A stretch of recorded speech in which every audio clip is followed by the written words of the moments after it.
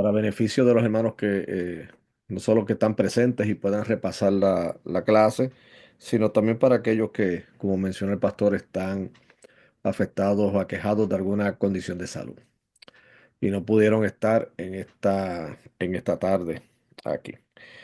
Les digo que acá también las condiciones en New Jersey pues está muy ventoso, así que hay mucho, pero que mucho viento. Y espero en el Señor que eso no afecte de ninguna manera la transmisión que tenemos. Así que le adelanto que si hubiese alguna alteración, cosa que espero que no ocurra, pues obedece a que sí. Desde llevamos unos cuantos días con unos vientos bastante fuertes aquí en esta zona y ha habido en ocasiones que el, el servicio de internet pues se afecta, pero muy brevemente, pero se puede a veces afectar un poco. Bien, hoy pues continuando nuestra clase. Hoy pues entramos en el tema de la resurrección y los milagros. Un tema pues que es cardinal, muy importante de nuestra fe. Inclusive diría que es un distintivo de nuestra fe judía cristiana. Y que el hecho del carácter sobrenatural que tienen los milagros pues es motivo de controversia y de hostilidad en a ciertos grupos modernistas que sostienen que los milagros es una actividad que es imposible que pueda ocurrir. No solo en el sentido, algunos van desde el punto de vista ateísta, o sea, de la no existencia de Dios, pero otros van desde el punto de vista teísta, argumentando que los milagros serían una violación de las mismas leyes naturales que Dios estableció. Por lo tanto, harían de Dios un violador en ese sentido de las reglas naturales, así que por lo tanto no ocurren. Pero nosotros vamos hoy a establecer la resurrección, los milagros, vamos a hablar de algunas objeciones, pero también de que creemos lo que las Sagradas Escrituras hablan, especialmente los evangelios, de la resurrección física de Jesucristo, que gozamos de la fiabilidad del testimonio de los hagiógrafos, entiéndase de los escritores sagrados, y que fueron testigos oculares de la resurrección del cuerpo de Jesús. Y este énfasis hacia el cuerpo viene también como respuesta a que algunos han sostenido algún tipo de resurrección, pero de modo espiritual, no física. Y la Sagrada Escritura, así como nuestra tradición cristiana, siempre ha establecido que la resurrección de Jesús fue de cuerpo y espíritu. Así que vamos a trabajar este asunto en la tarde de hoy. Primero, el significado que tiene la resurrección para la fe cristiana. La resurrección es el centro de la cosmovisión cristiana. Eh, la crucifixión tiene que ver con la expiación de Cristo de los pecados de la humanidad y es el evento climático, ya que es el aspecto sustitutivo en el cual Cristo está en nuestro lugar. Pero el asunto de la resurrección es aún tanto o más importante. ¿Y por qué decimos esto? En el pasado han habido muchos personajes históricos que han sido mártires de sus causas, que han muerto por sus convicciones y por el beneficio de los derechos de otras personas. Lo hemos visto a través de la historia. Eh, pero Jesucristo, si Cristo no hubiera resucitado, hubiera pasado a la historia dentro de ese grupo que acabo de mencionar. Hubiera pasado a la historia simplemente como un personaje histórico que murió por los desventajados, que murió por lo que creía que era correcto, denunciando los excesos y los errores del grupo religioso de entonces y también de lo que era lo político en términos del Imperio Romano. Pero la resurrección hace de Jesucristo que se eleve sobre los demás. ¿Por qué? Porque de ninguno en la historia que han hecho contribuciones muy buenas, se dice que resucitaron. Y la resurrección no fue algo improvisado de Jesucristo, sino que el mismo Jesucristo, cuando ejerció su ministerio terrenal, habló en muchas ocasiones a sus discípulos y los preparó de que él iba a resucitar, de que él iba a vencer la muerte.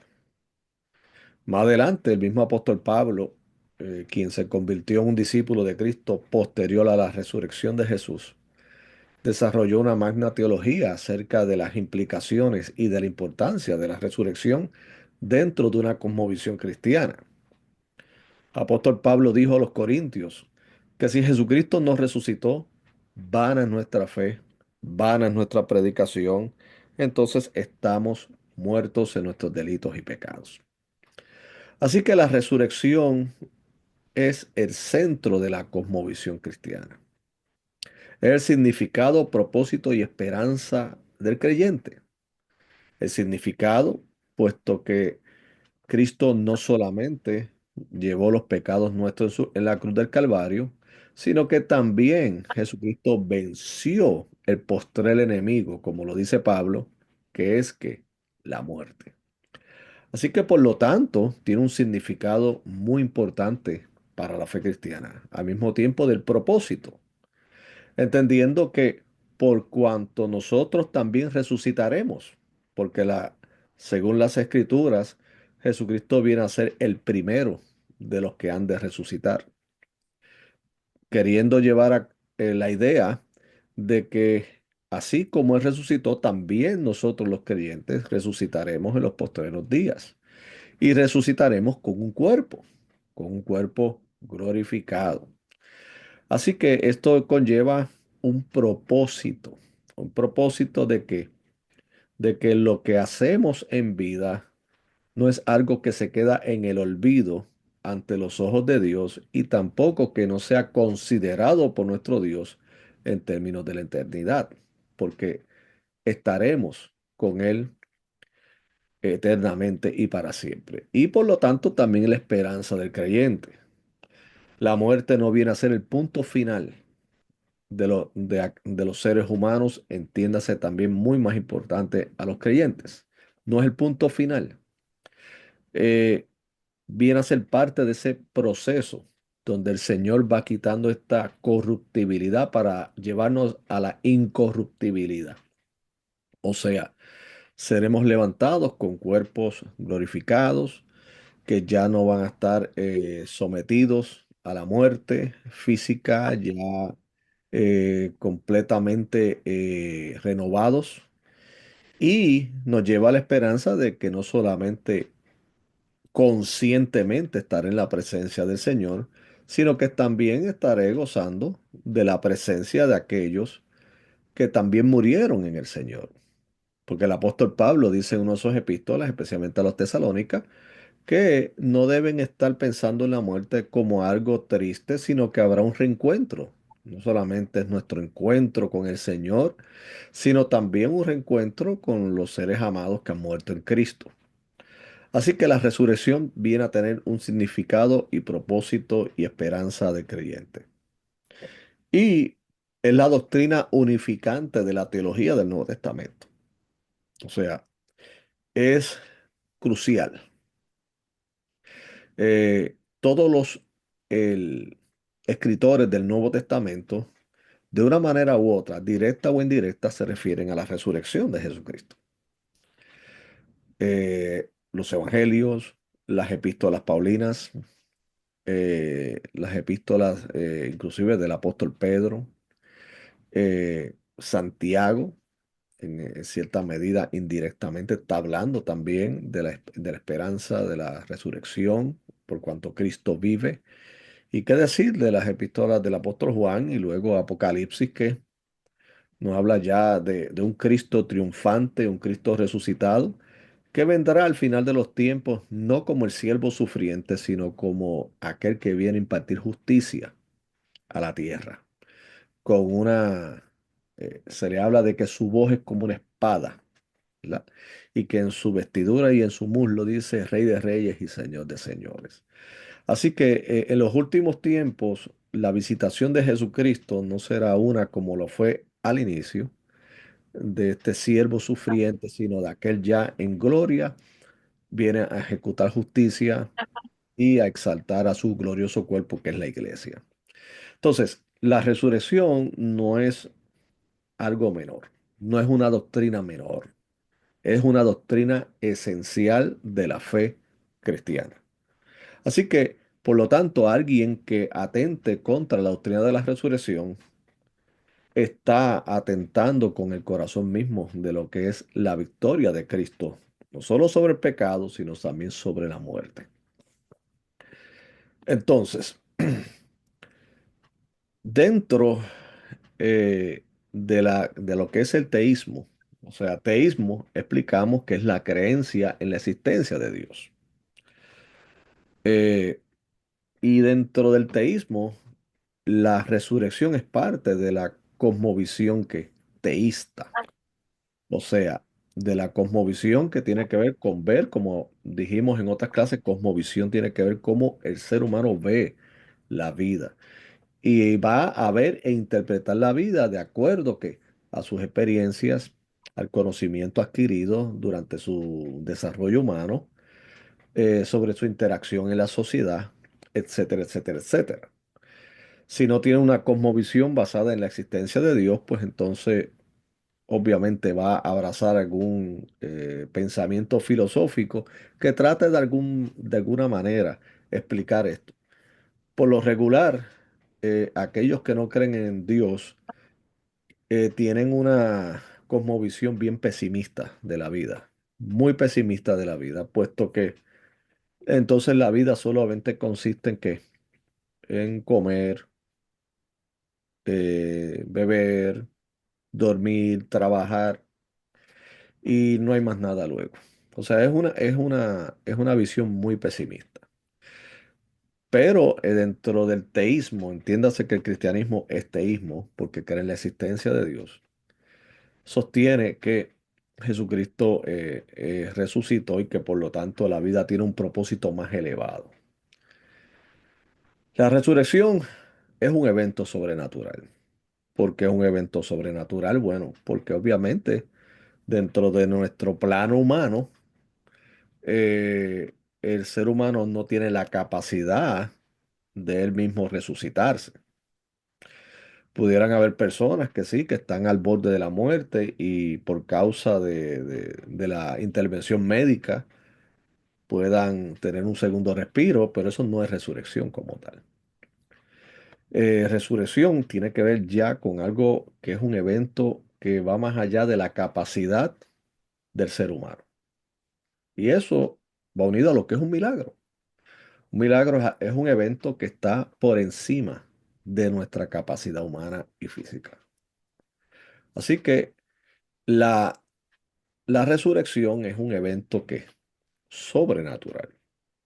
Especialmente la resurrección también cuando hablamos de la resurrección al final de los tiempos, cuando prácticamente es una recreación que va a haber de nuestros cuerpos, puesto que si no es que el Señor nos sorprende con su segunda venida estando nosotros en vida, pues pasaremos por la experiencia de la muerte y de la corrupción del cuerpo en términos de su descomposición.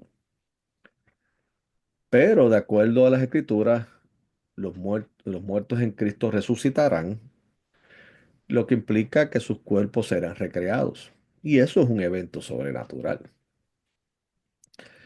Pero que para Dios nada es imposible. Y es parte de la esencia de la ontología de Dios, que Él tener ese poder en sí mismo de hacer lo que es imposible para el hombre. Lo vemos en el Antiguo Testamento cuando el Señor avisó a Abraham de que iba a ser padre pese a su ancianidad y de la esterilidad y edad de su esposa Sara, que ante la sorpresa de ellos, el anuncio dijo, nada es imposible para Dios. Luego el Nuevo Testamento, ante la visitación del ángel a María, que le anunció que iba a concebir del Espíritu Santo, ella preguntó, ¿y cómo será posible esto? El ángel respondió diciendo que el Espíritu Santo era quien iba a hacer la obra, pero le recordó, nada es imposible para Dios. Así que la existencia de Dios como ser perfecto, creador y diseñador, lo hace capaz de intervenir en la historia milagrosamente. Ese es el presupuesto que tenemos en cuanto a los milagros y en especial al tema que nos concierne hoy, que es la resurrección de Jesús. O sea, la existencia de Dios como ser perfecto. O sea, Dios es perfecto. Algo que en nuestra mente humana, poder entender que haya un ser que goce de perfección, puede ser obviamente un motivo de una profunda y una misteriosa reflexión.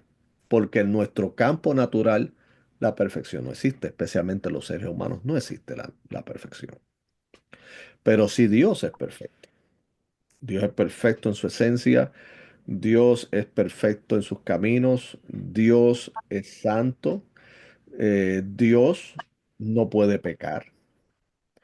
Yo creo que esa es una de las pocas o única imposibilidad de Dios.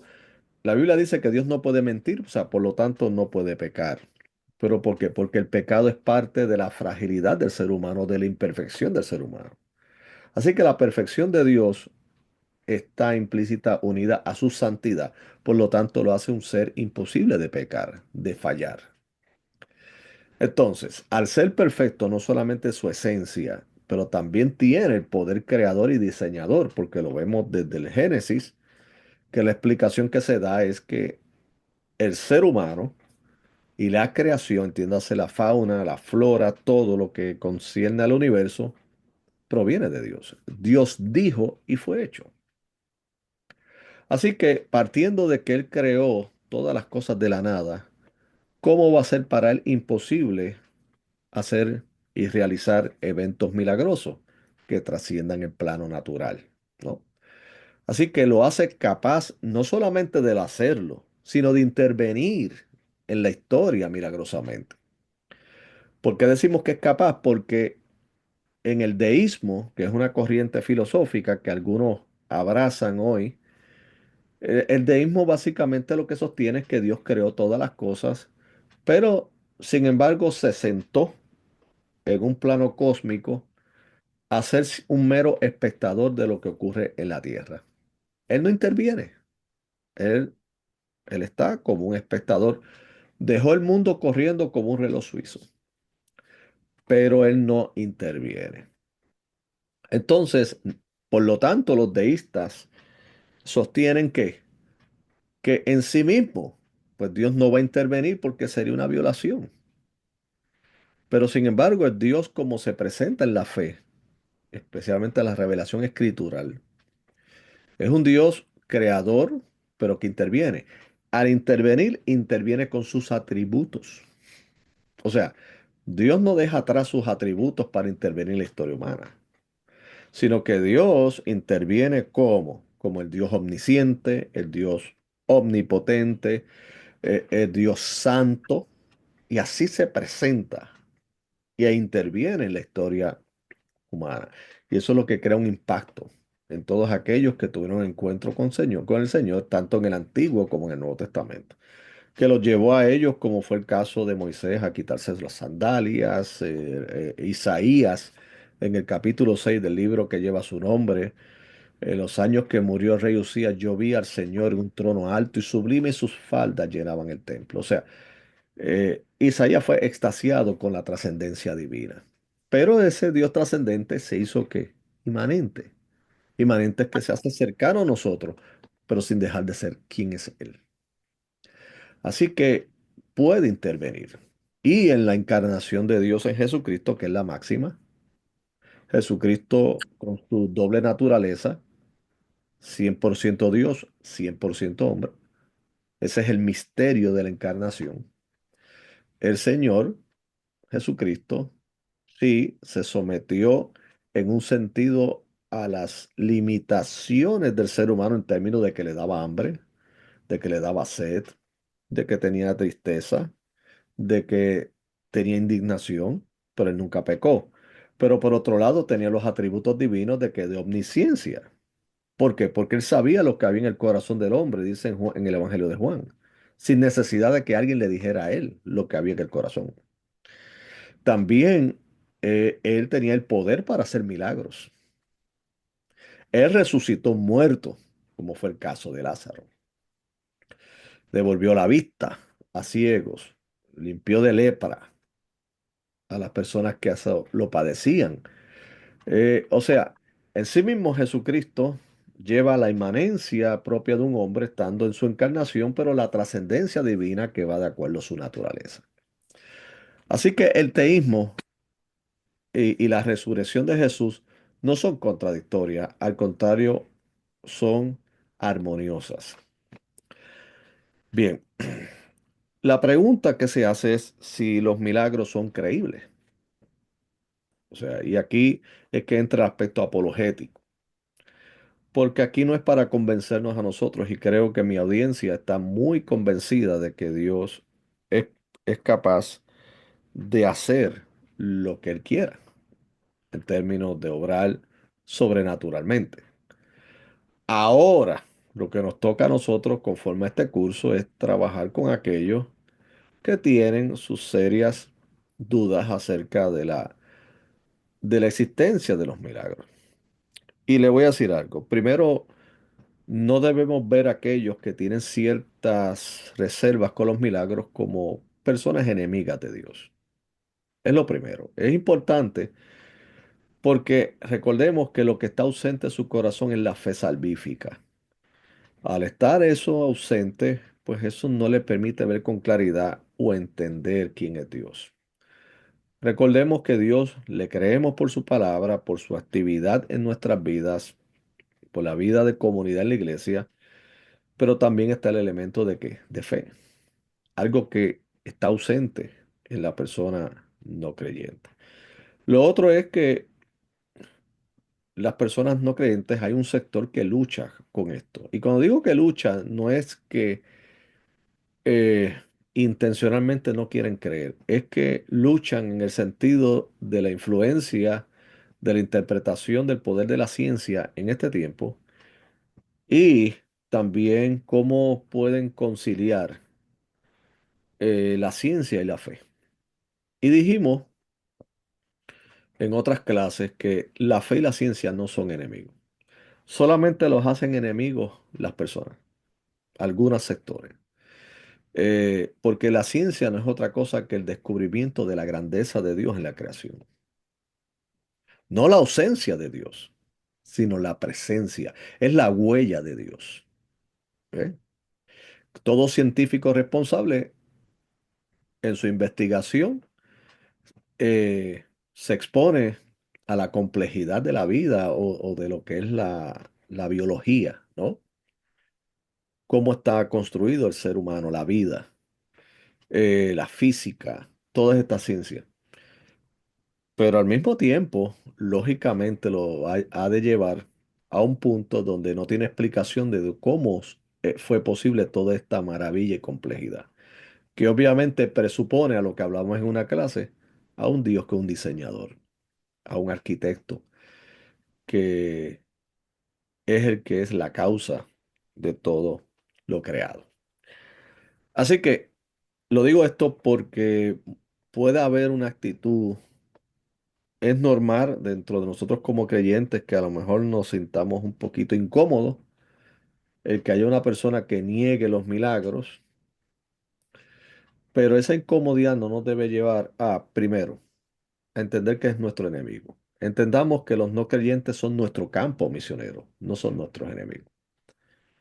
Segundo, que es una oportunidad para ambos lados, para nosotros aprender y desarrollar una argumentación lógica y bíblica que nos ayuda a nuestro crecimiento espiritual y ayuda también para que el Espíritu de Dios lo utilice para que el otro pueda entender.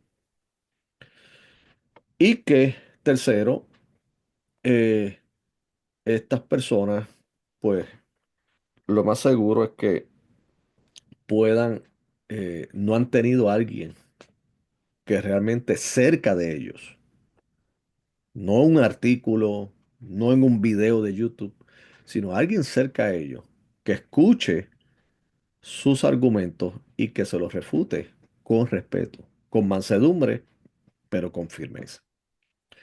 Así que esa aclaración es muy importante. ¿Por qué? Porque a fin de cuentas nuestro tiempo aquí en la tierra como creyentes es para glorificar a Dios cumpliendo la gran comisión y llevando el evangelio. Bien, ¿son los milagros creíbles? Esa es la pregunta. ¿Ok? De nuevo, vamos a definiciones. Y es que antes de entrar en un tema siempre hay que definir. No podemos asumir que la audiencia sabe o conoce. Puede ser que sí ustedes lo sepan, pero vamos a repasar, si este es el caso, estas definiciones para que efecto de que cuando hablemos con alguien, no asumamos que ellos saben lo que es un milagro. ¿Ve? El milagro no es un acto no es un acto de magia. ¿Eh? No es un truco, es una intervención, como dice la definición que tienen en pantalla. Es un acto de intervención divina con el propósito de manifestar el reino de Dios en la tierra. O sea, tampoco es un acto caprichoso de Dios para él presumir de su poder. No. El Señor no necesita presumir de su poder, puesto su esencia de que es perfecto. El presumir es de nosotros, los seres humanos.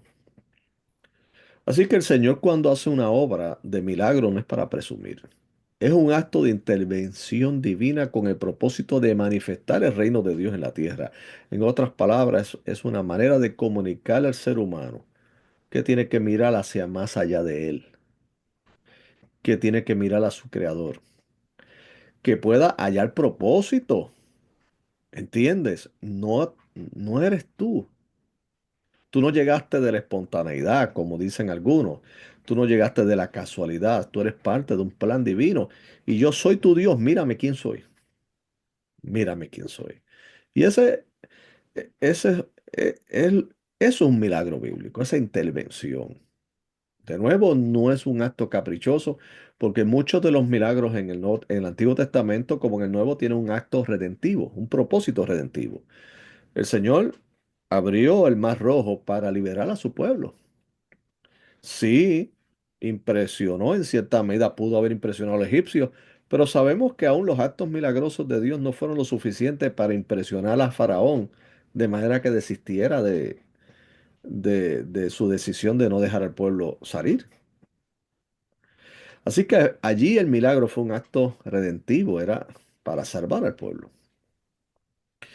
Y lo vemos también en diversas conquistas y en diferentes actos donde el Señor salva a su pueblo mediante un acto milagroso. También mediante actos milagrosos dio provisión, como fue el caso de los profetas Elías, ¿verdad? Durante la sequía. Lo proveyó a través de un cuervo, a través del arroyo de Kerit. Luego, cuando se secó, lo envió hacia una viuda. Con la viuda hubo el milagro de que ella, dando lo poco que tenía, sin embargo, el Señor le multiplicó lo que tenía. Entonces seguimos repasando y sería muy bueno, ¿verdad? Y eso yo solo exhorto, una reflexión de todos los milagros, de la compilación de milagros que hay en las Escrituras y ver no solamente el evento en sí mismo, sino tratar de interpretar a la luz del contexto por qué fue esa intervención de Dios. ¿Ok? Que no fue un acto de, como dije anteriormente, de presumir poder, sino de acto redentivo, de bendición, de manifestar el reino de Dios en la tierra. Un milagro bíblico revela el carácter sobrenatural de Dios. Y, y como un milagro se define en una manera muy simple, es un evento que es inexplicable para las leyes naturales y atribuido a una causa sobrenatural. O sea, es un evento inexplicable para el ser humano en términos de las leyes naturales y atribuido a una causa sobrenatural. Me adelanto a algo que voy a mencionar más adelante, y es que uno de los argumentos de algunos sectores es que, ¿por qué si Dios hizo milagro en el pasado, hoy no vemos milagro?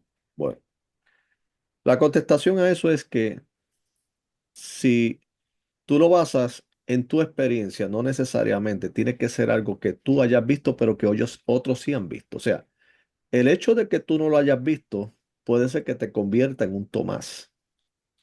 Y un Tomás fue uno que después de la resurrección había escuchado que Jesucristo resucitó, pero él dijo, hasta que yo no ponga las manos en las llagas, yo no voy a creer.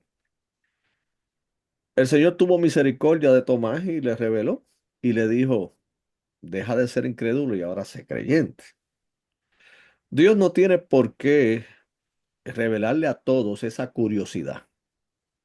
eh. O sea, algunos retan a Dios y en el caso de Tomás, Dios tuvo mucha misericordia y Jesucristo con él. Pero él, como le digo, como no es un acto de presumir, Dios no tiene por qué darle explicaciones a todo el mundo. Ahora, el hecho de que la persona que argumente que no hay milagros hoy no quiere decir que no estén ocurriendo los milagros hoy. ¿Ves? Por ejemplo, eh, este servidor tengo muchos, muy buenos amigos en la comunidad médica. Muchos. Ya que previo, cuando era joven, pues, y estaba en la escuela secundaria y estaba en la universidad, me atrajo el estudiar la medicina, estudiar, ser en este caso un médico, ¿no?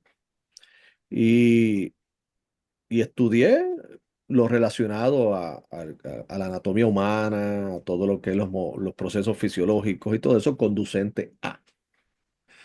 Pero luego el Señor, ¿verdad? Clarificó cuál era mi vocación ministerial y entonces una vez graduado de esto, porque sí me gradué en la universidad en lo que es previo a entrar a la escuela, entonces entré al seminario.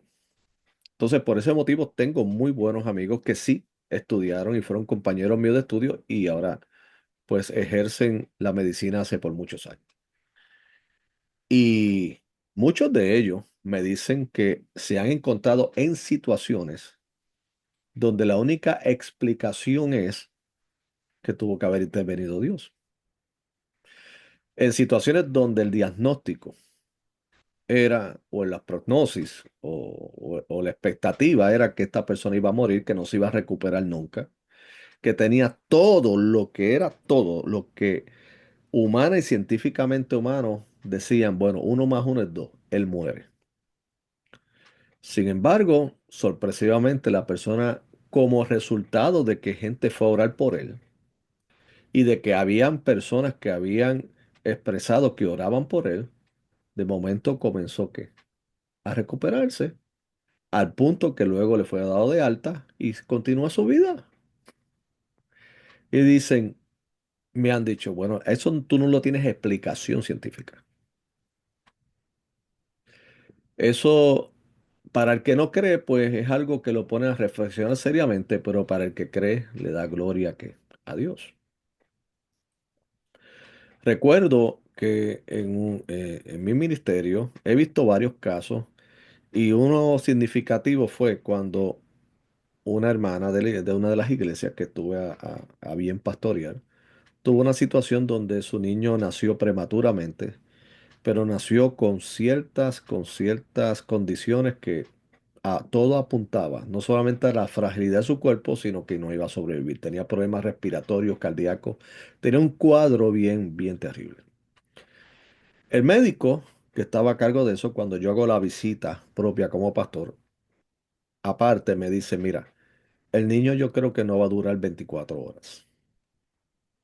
Y yo te voy a pedir como pastor de la iglesia, de los hermanos, de estas personas, que tú les dejes ese consuelo para que no se hagan ilusiones y tratas de prepararlos para ese momento. ¿Ok? Eh, él lo estaba diciendo muy sinceramente desde el punto de vista de médico.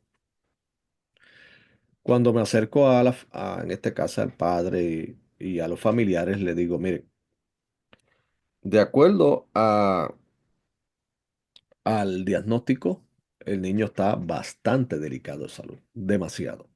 Mm, Están apostando a que él no pueda sobrevivir.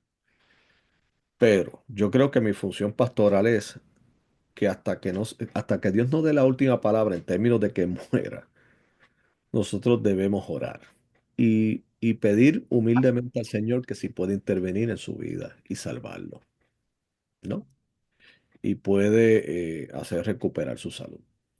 Así lo hicimos, comenzamos a orar, me voy y al otro día eh, me llaman y me dicen, ven al hospital.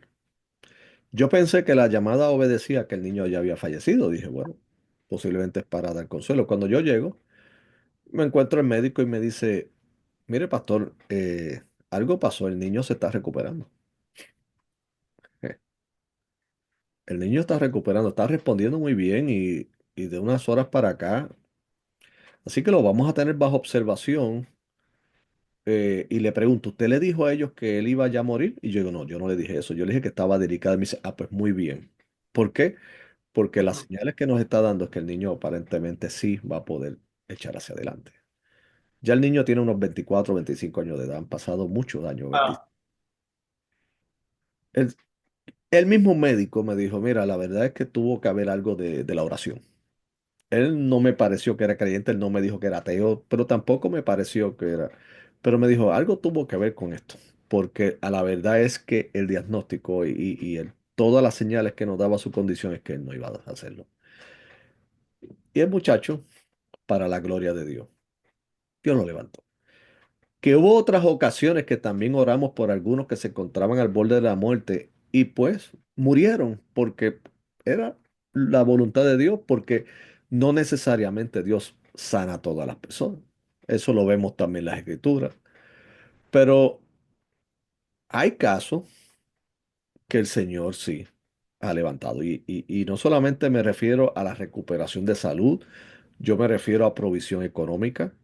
Me estoy refiriendo a abrir unas puertas y oportunidades que antes se pensaban que estaban muy cerradas, como las murallas de Jericó, y sin embargo el Señor las abre ante nuestra sorpresa. O sea, es lo que es inexplicable, que uno dice, bueno, ¿hasta dónde yo llegué aquí y cómo Dios hizo las cosas? Yo no lo entiendo, pero sí sé que Dios lo hizo. Y ya eso es un milagro, y eso es un milagro bíblico, ¿no? Antes de pasar, porque me gustaría que hubiese algunas preguntas o reacciones. Argumentos en contra de los milagros. Y está este personaje Hume de la historia. Y él dice, vamos, básicamente se resumen en tres estos argumentos, que posiblemente usted los ha escuchado o posiblemente usted los creyó antes de venir a la fe. Primero, que el milagro no es justificado intelectualmente. O sea, para esta línea de pensamiento un milagro no tiene lógica. Bueno, ¿cómo contestamos a él? Bueno, precisamente por eso un milagro es un milagro, porque intelectualmente no tiene explicación, ¿eh? En un sentido, desde el punto de vista científico, no tiene explicación, porque todo se basa en el plano natural. Ahora, desde el punto de vista teológico, sí es justificado intelectualmente. ¿Por qué? Porque como dijimos y apreciamos anteriormente, Dios es todopoderoso. Y Dios, de acuerdo al testimonio de las Escrituras, no solo interviene porque es todopoderoso, sino que está presente en la historia de la humanidad. Él no se ha enajenado de la historia del ser humano. Por eso es que podemos orar para la intervención de Él en nuestras vidas, sea cual sea la situación, porque creemos que Él no está pasivo observando nuestra vida, sino que, como dijo Pedro, el Señor oye las oraciones de sus santos y sus ojos están prestos, ¿verdad? Sus oídos prestos a escuchar sus oraciones y Él está mirando todo. Así que el argumento de que no es justificado intelectualmente podría ser que filosóficamente no, de acuerdo a la premisa que está utilizando, porque si la premisa es que Dios no existe, pues obviamente los milagros no van a existir. Obviamente. En ese sentido, intelectualmente, pues es lógico, si es que esa es tu premisa.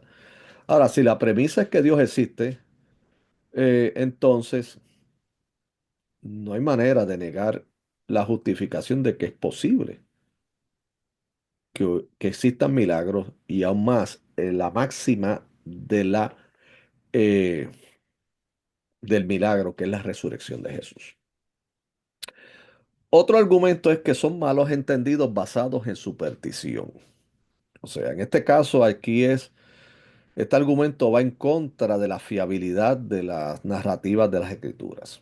O sea, algunos dicen que pues Jesucristo no fue que resucitó porque Jesucristo nunca murió.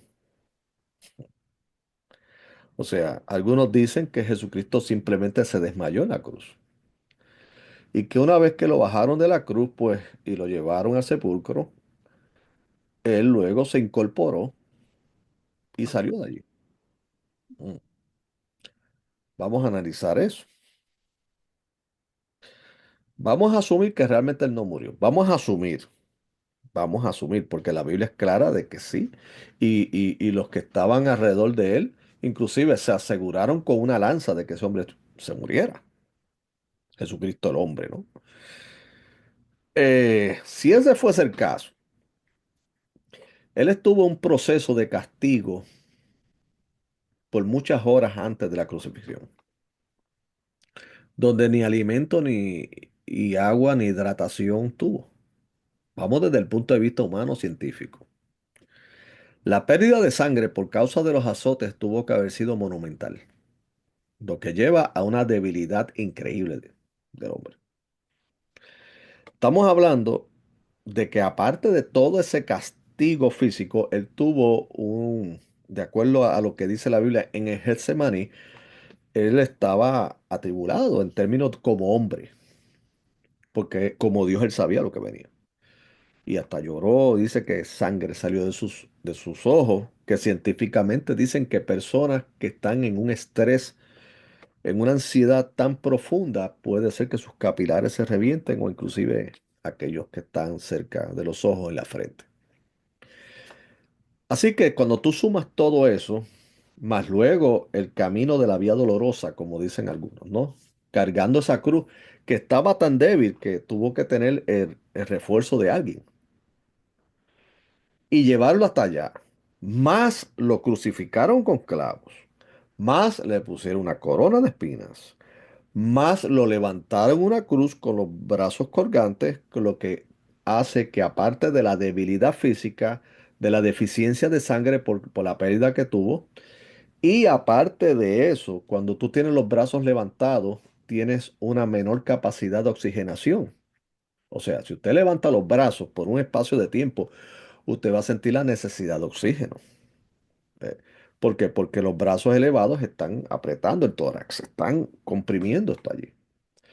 Entonces, el que estuviese colgado por unas cuantas horas, más toda la debilidad, más toda la pérdida de sangre, más, más todo lo que llevó, y luego a todo esto una lanza lo, se penetró y que salió, dice que como agua, o sea, es que estaba ese hombre ya, ese cuerpo estaba bien deteriorado. Decir que entonces él estuvo en el sepulcro y que tuvo las fuerzas suficientes, partiendo de que sobrevivió, para empujar una piedra y salir de ahí caminando, eso es milagroso entonces también. Eso es milagroso, porque de verdad lograr hacer todo eso, ante todo el castigo que tuvo y todo lo que él padeció, ¿qué hombre podía soportar algo así? Así que ese argumento no tiene ningún tipo de sentido ni valor humanamente científico. No lo tiene. El otro dicen que sencillamente él no resucitó, sino que él murió y que fueron los discípulos que entraron al sepulcro y tomaron el cuerpo y lo escondieron. Ese es otro argumento. Y de hecho eso es un argumento que creo que de acuerdo en el primer siglo, los fariseos, los líderes decían, pero que nunca pudieron probar.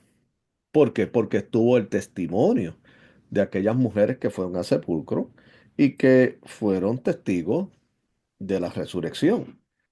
Y que no solo eso, sino que él se apareció a los discípulos completamente incorporado luego de toda esa vorágine de castigos corporales que él tuvo. Otros dicen que sencillamente, pues, Jesucristo no resucitó en cuerpo, sino que lo que resucitó fue en espíritu. Y que lo que se manifestó a los discípulos post resurrección no fue el cuerpo, sino el espíritu. Eso más adelante lo vamos a refutar. Otros dicen que sencillamente él murió y que la iglesia cristiana, o sea, entiéndase, los creyentes del primer siglo, elaboraron un Cristo divino que no obedece al Cristo histórico. Me explico. Ellos dicen que ellos mismos, especialmente Pablo, elaboró una teología cristológica de un ser divino que no es propio de lo que realmente ocurrió. O sea, como que el Cristo divino es una invención de la iglesia. Ok. Ese argumento es contestado con lo siguiente. Primero, el apóstol Pablo era una persona muy respetada dentro del fariseísmo y la sociedad de ese entonces. Era un hombre muy intelectual. Por causa de su nacimiento en Tarso, que lo permitió tener una interacción, una exposición a las diferentes filosofías de ese entonces, y luego la preparación hebraica con Gamaliel. O sea, es una persona muy, muy, muy intelectual. Segundo, él fue un enemigo de la iglesia. Él no tenía ninguna razones para ganar en inventar una historia como esta, porque sabemos que el testimonio de Pablo y su ministerio no lo hizo una persona de influencia en ese momento. No lo hizo. Al contrario, que él padeció prisiones domiciliarias, él tuvo persecuciones, él mismo dice que lo bajaron de un cesto, que él tuvo en naufragios. O sea, él por su mensaje no lo invitaban a conferencias en esos tiempos. Él no era un recurso para las grandes universidades de ese momento, si es que existían. Él no fue alguien que gozó de privilegios por ser cristiano, todo lo contrario. Él recibió humillaciones y según la tradición él fue decapitado. O sea, así que decir que el apóstol Pablo creó esta teología por conveniencia, le pregunto a ustedes qué conveniencia hay en crear algo que a fin de cuentas te va a destruir a ti. Algo de lo cual el mismo apóstol Pablo dijo, ya no vivo yo, sino que Cristo vivo en mí, lo que vivo en la carne lo vivo para agradar a aquel que murió y resucitó por mí. Así que no tiene ningún sentido que el apóstol Pablo o la iglesia del primer siglo se haya inventado, haya desarrollado esta historia de la aparente, según ellos, resurrección de Jesucristo para ganar gloria, porque lo menos que tuvieron fue gloria. Hoy día habrán evangélicos que sí, como por causa del arrastre de los siglos, el cristianismo creció y sabemos todos los elementos de la historia del cristianismo.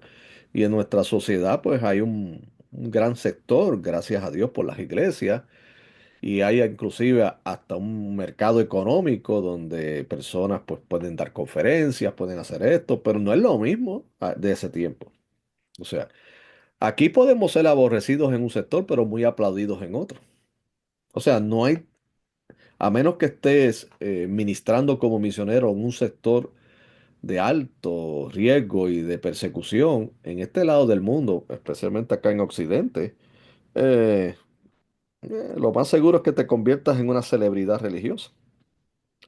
Y eso no es pagar el precio de Cristo, al contrario, estás pasando a la comodidad de ser alguien reconocido dentro de la fe. Así que, si fuera en este tiempo, yo diría que habría razones para dudar de la credibilidad de ese testimonio. Pero en este tiempo, donde inclusive algunos se han hecho ricos con el Evangelio, no me tiene sentido. Otro argumento es que no pueden ser verificados. Dicen, no, pero es que nadie puede verificar si realmente los milagros ocurrieron o en este caso la resurrección de Jesús ocurrió. Bueno, si fueron verificados. En el caso de la resurrección, no solamente los discípulos y las mujeres que fueron al sepulcro al tercer día, sino que el apóstol Pablo dice a los Corintios en su apología de la resurrección que más de 500 personas él se le apareció y que lo vieron, que estuvieron con él. Entre ellos están los caminantes de Maús, según lo dice el Evangelio de Lucas, estuvieron con él y muchas otras personas. Y el mismo apóstol Pablo, perseguidor de la iglesia, pues el Cristo resucitado se le manifiesta a él camino a Damasco, o sea, el Cristo glorificado.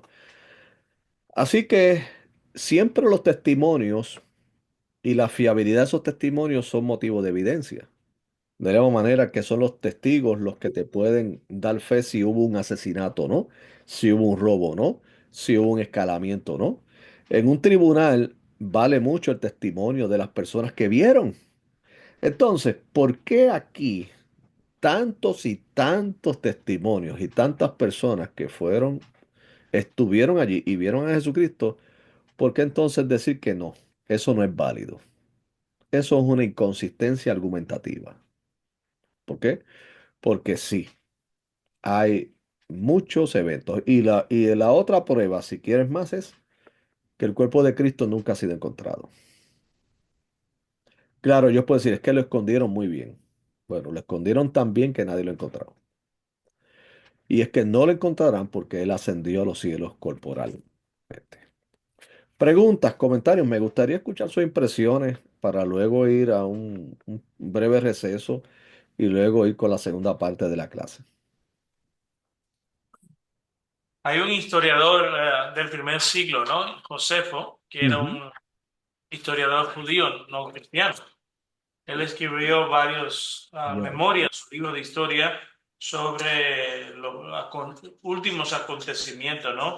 De los Ujú. últimos siglos, antes del primer siglo y de lo que él estaba viviendo ahí en Israel. Y él narra en su libro la existencia de Jesús y la propagación del que se había propagado de que ese carpintero que se llamaba Mesías, que se proclamaba Mesías y sus seguidores, que había vuelto a aparecer, que había resucitado. Ya. Entonces, es una evidencia histórica extrabíblica de que Esa. personas que no eran creyentes dijeron, oye, hay, sí, en el pueblo todo el mundo dice que lo han visto, Ya. ¿no? Ya. Y también algo que tú decías, ¿no? Del tema de Jesús, que si se había desmayado, eso es imposible. Sí, porque además tenía que empujar una piedra del tamaño de una roca enorme con dos soldados romanos fuera, lleno de heridas y sangrando, con heridas por donde, es decir, que, hay que tener más fe para creer esa historia que creer en la resurrección. La misma película que tú nos recomendaste, sí, Ujú. hablaba sobre cuando a Jesús le dieron los latigazos. Dice que le quitaban, o sea, tantos trozos de piel que se desangraba. O sea, cuando él ya estaba en la cruz, ya estaba ya para morir. Ya estaba para morir, o sea, ya estaba sí. Además, ese castigo romano era para morir, ahí no se salvaba nadie. Eso no es como la silla eléctrica de que si falló un cable, no, no, ahí no hay oportunidad. Es más, dejaban el cadáver, normalmente lo dejaban por mucho tiempo para que fuera testimonio de lo que habían hecho Ujú. y para que la gente tuviera miedo. Entonces, a Cristo lo mandan, lo descienden de la cruz por el hecho de que piden su cuerpo y porque habían asegurado de que estaba muerto. Si no, Ujú. se queda ahí. Yo le recomendé ver la película de Lee Strobel. Oh, ya. No, From Chicago. ¿No? Ah, la Caso de película Cristo. ¿eh? El caso de Cristo, creo que se llama, ¿no? El caso de Cristo, que es su película. Ahí te lo dice todo bien explicado. O sea, que él cuando empieza a buscar los argumentos, le da a cada uno. Y se lo dice un mismo médico. Sí, porque él era un ateo convencido. Ya. Casi se divorcia de su mujer. Y viene, o sea, él va a buscar a la ciencia mismo le corrobora lo que está diciendo. O sea, era un médico que está diciendo eso no. O sea, en términos de medicina es imposible que haya sobrevivido a eso. Uno de mi escritores favoritos es C.S. Lewis. Oh, Ese Crónica de Narnia. ya, ya. C.S. Lewis para mí es uno de los apologetas más importantes del siglo pasado y él también era ateo. Y en una conversación, creo que era con Tolkien, el del Señor de los Anillos, que era católico, Ujú, le reta a demostrar que Cristo no resucitó. ujú, Y si lo hace, dice, acabas con los cristianos. Y C.S. Lewis se dedicó años y años a investigar la resurrección de Cristo hasta que terminó entregando su vida a Jesús, porque dijo, no hay otra opción no hay no hay evidencia para no creer que Cristo resucitó. O ujú. sea, algunas preguntas. Sí, Ya. yo tengo una pregunta que hacer, Pastor Carlos. Buenas tardes. Bueno, Acá estoy leyendo en la página 143 cómo explicar la resurrección por inferencia lógica. ujú, Resurrección por inferencia lógica. ujú. ¿Cómo manejamos ese concepto para explicárselo a los que tienen argumentos en contra de la resurrección de Jesús? Ok. Me dices del libro de Geisler lo que es inferencia lógica. La Sí, resurrección por inferencia eso, lógica. que él plantea, parece la idea de que por lógica es evidente la resurrección, ¿no? ¿Es la idea? Sí, Sí, es como explicamos durante la clase, o sea, la lógica parte de quién es Dios. O sea, partiendo de la premisa del poder de Dios y de la esencia misma de Dios, entonces, por lo tanto, no debe ser difícil para nosotros aceptar que existen los milagros, porque todo parte de quién es Dios y de la existencia de Dios. En ese sentido, es una inferencia lógica, ¿ya? Y esa es una manera de poder explicar a los escépticos y a los incrédulos, porque si aceptan la existencia de Dios y el poder y los atributos que lo acompañan, los milagros entonces no es algún motivo de duda ni de cuestionamiento. Eso es lo que sostiene la inferencia lógica. gracias. Ok. Y yo quisiera que si puedes matizar o explicar, porque algo que yo recuerdo que estudié en el seminario era la diferencia entre milagro y providencia, ¿no? O creo que providencia.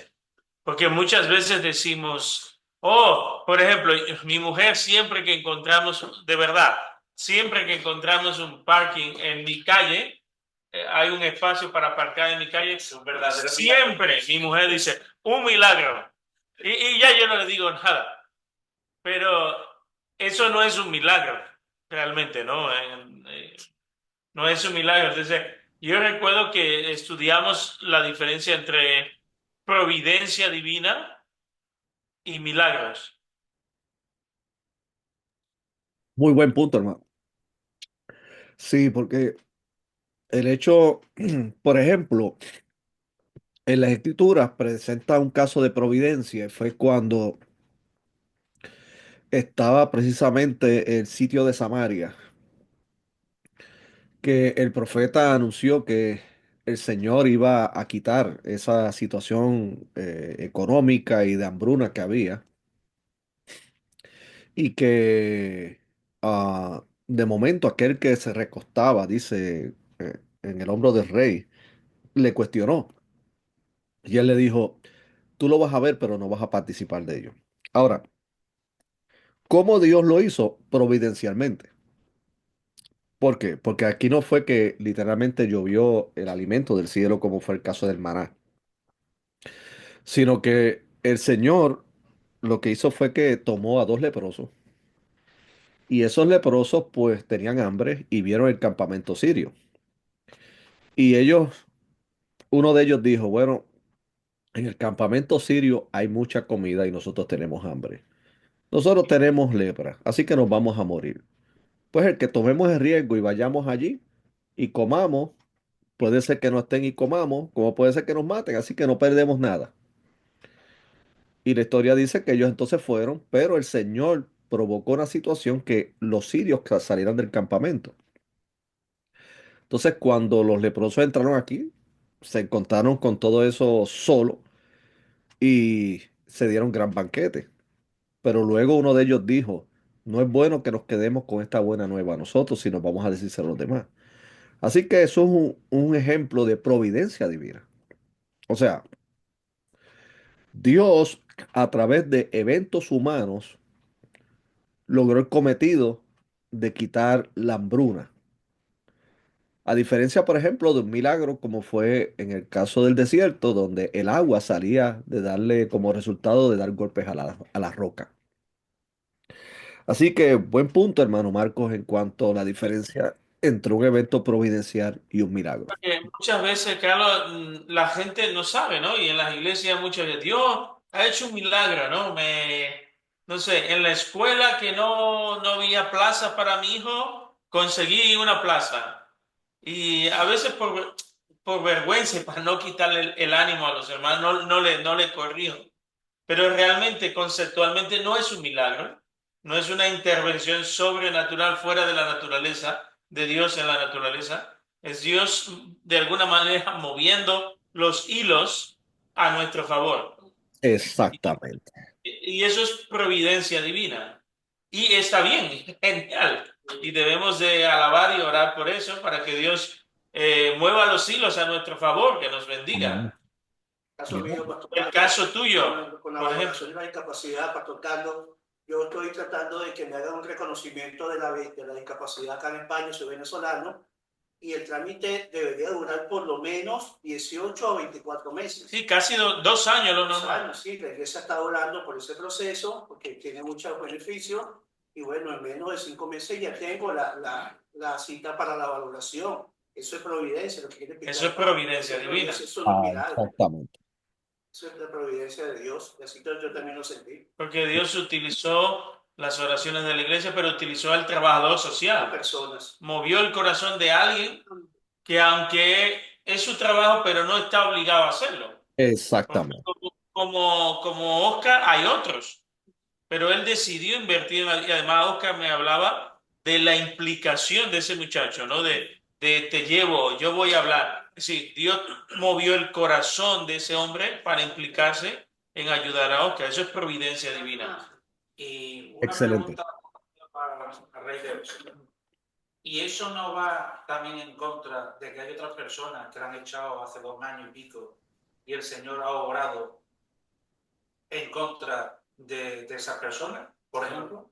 Claro, de eso también es. Sí, ¿no? Eso Es una, me explico, porque yo el caso de Oscar lo conozco, pero también conozco a un montón de personas que llevan más de 1 año esperando que lo hagan. Entonces, esa diferencia, ¿cómo podemos decírselo? Por ejemplo, a estos, incluso algunos son hermanos, que no lo van a revisar, pero a Oscar, que lleva 5 meses, sí. O sea, sus oraciones son menos, hay una contradicción. ¿Cómo le podemos decir eso a los hermanos? Solo un momento, Carlos, solo para... Es la misma, desde mi punto de vista, es el mismo punto para los milagros. No sé si recuerda la historia de Jesús cuando va a la piscina de Bethesda, Es donde hay un paralítico. Pero la Biblia dice que aquello estaba lleno de gente discapacitada y solo sanó a uno, no sanó a los demás. exacto.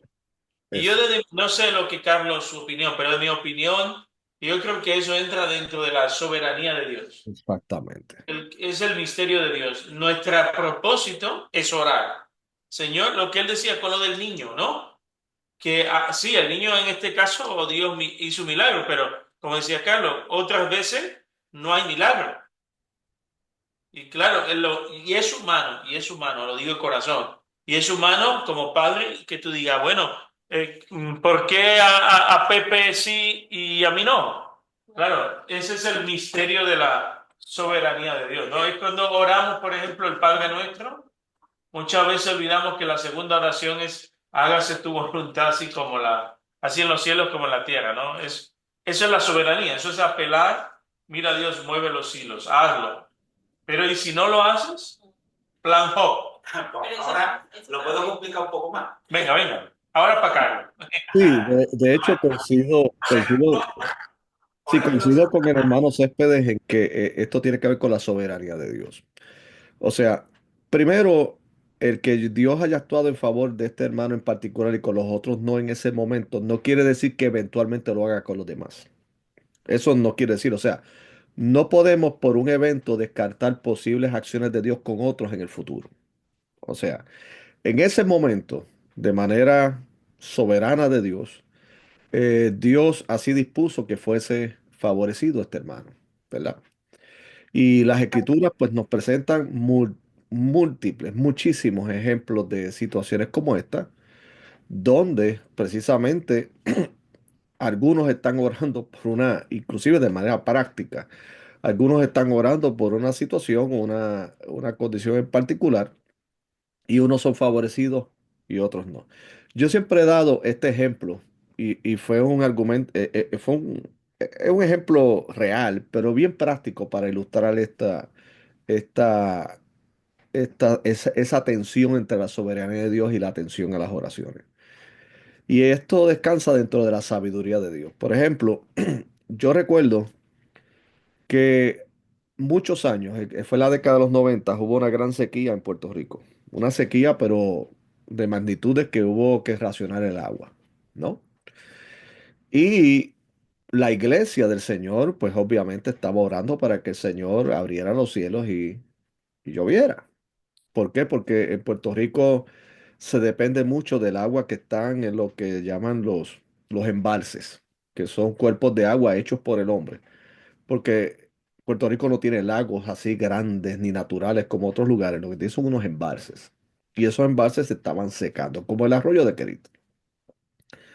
Ahora recuerdo que también había una pareja que iba a hacer su boda y separó un lugar muy bonito al aire libre para tener su celebración de la boda y estaban orando que ese era el momento y que Dios bendijera ese día.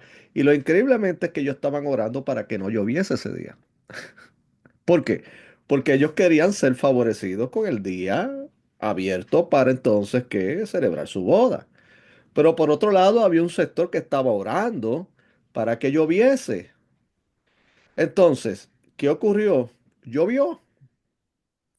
Entonces, pero llovió también para la pareja que estaba celebrando la boda al aire libre. Y ellos estaban muy decepcionados. Decían, wow, se nos arruinó la boda. Dios no escuchó nuestras oraciones. Yo creo que, y le pregunté a ellos, ¿ustedes pretendían que el Señor solamente lloviera para un lado y para ustedes no lloviera?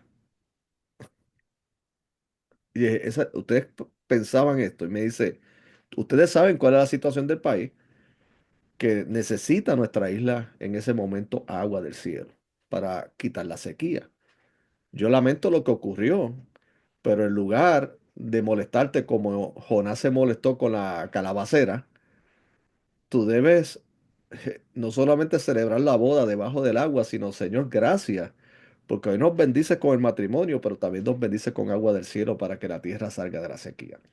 Lo que le quiero decir con esto es que muchas oraciones están llegando al cielo, pero Dios va a disponer de la respuesta de cada una de ellas de acuerdo a su sabiduría, ¿verdad? Y que no nos toca a nosotros a veces en ese sentido por qué, y, sino creer que inclusive, aunque yo no sea favorecido en este momento y otros lo sean, a su tiempo y al modo de Dios y a su providencia, en cierta medida también yo seré bendecido. Y creo que esta es una de las maneras muy prácticas de tratar de explicar esta aparente dificultad. Ya. ¿Puedo complicarlo? Complícalo. Bueno, que me conste que hasta que el hermano lo llame el banco entonces. Tenemos que aprovechar que hoy Javier no está. Pero hoy estoy yo hablando. Vamos a ver, como ha dicho y como habéis comentado, ha habido un funcionario público que ha adelantado un expediente. Quiere decir eso que se llama prevaricación. O sea, eso es algo que no se puede hacer. Está legislado. Aquí tenemos un abogado. Entonces, ¿qué quiere decir? Que las oraciones han servido para para que un funcionario haga prevaricación. Yo solo un punto. Bueno, Ya, ya que hemos comprado- claro, Mira, que- estamos prejuzgando de que el funcionario hizo algo. Vamos a ver. Ya. Sí, No, porque no sabemos, a lo que voy. No sabemos, yo no sé cómo funciona, no, pero a lo que por voy, ejemplo, yo pongo ejemplo, en ese sentido, yo no sé si ellos dentro de ese departamento consultan a sus superiores, oye, tenemos 4 o 5 casos que dentro de lo que hay en el... Es que eso es lo que habría que ver las bases de esa ley. Claro, ya. Vamos, si quieres te la comento. La base es por orden de llegada y se tarda entre 1 año y 2 años. Pero no hay costilla, salvo que conozcas a alguien que te haga lo que... Él conoce a alguien. Escucha, el defensor del pueblo, perdón, el defensor del pueblo sacó un comunicado que ese proceso no debería pasar los 6 meses. El defensor del pueblo dice Sí. tantas cosas, que son informes no vinculantes. Ahora, dentro de todo eso, Que Oscar, que Eloy, eso se hace, que lo he hecho yo, Tú vamos, lo pero haces. no hay problema. Pero que estamos con el tema Ah, de Eloy, la... pero al margen de todo eso, Dios está por encima de las leyes humanas. Totalmente.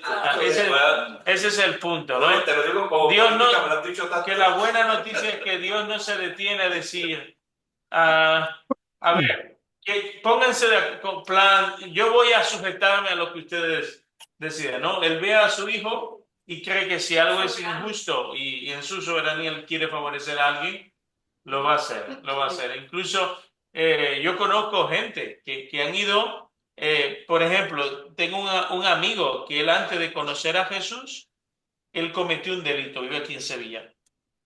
Él robaba. Era parte de una banda y entraban en las casas a robar. Y él se convierte, recibe al Señor. Después de bautizarse y ya de madurar y comprender, él estaba en búsqueda y captura. Hacía 10 años que él estaba en la lista de la policía porque no se presentó a un juicio de robo. Entonces él ya dio por hecho en su mente que eso había pasado. Pero ahora, después de un año de conocer a Jesús, y él se casa y tiene una hija. Ahora tiene 2 hijas, pero en ese momento tenía una niña de 1 año, 2 años.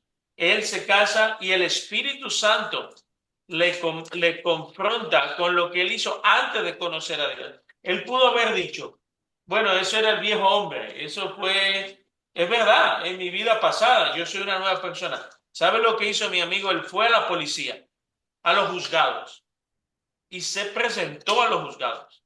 Digo, mire, yo sé que yo cometí un delito hace 10 años y a mí no me presenté en el juicio y tengo carta de que estoy como juzgado.